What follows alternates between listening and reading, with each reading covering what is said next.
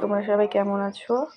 আশা করি ভালো আছো। এই দেখো আমি এখন রান্না করে দিচ্ছি। আজকে মাঘী পূর্ণিমা, তাই নিরামিষ রান্না করেছি। ভাত হয়েছে, আর এখানে করেছি একটু আলু ভাজা করেছি, বেগুন ভাজা করেছি, আর এটা হচ্ছে আলু ফুলকপি ভাজা, আর এটা করেছি পালং চচ্চড়ি। মানে পালং চচ্চড়ি কেমন করে করেছি বলো তো বন্ধুরা? তেলের মধ্যে মেথি, প্রথমে বড়িটাকে ভেজে রেখেছি, তেলের মধ্যে মেথি আর কালো জিরে ফোড়ন দিয়ে তারপরে শাকটাকে, পালং শাক, আলু, বেগুন, সিম এগুলোকে ধুয়ে ছেড়েছি তেলে।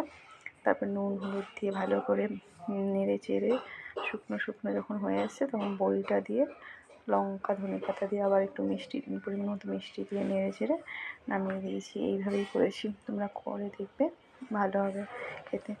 আমার যা আজকে হচ্ছে রাধা গোবিন্দকে ভোগ দেবে, তো ওখানেও ভোগের প্রসাদ দেবে, তো ওই জন্য আজকে আর বেশি কিছু রান্না করিনি। এই হচ্ছে আজকে। টাটা বন্ধুরা।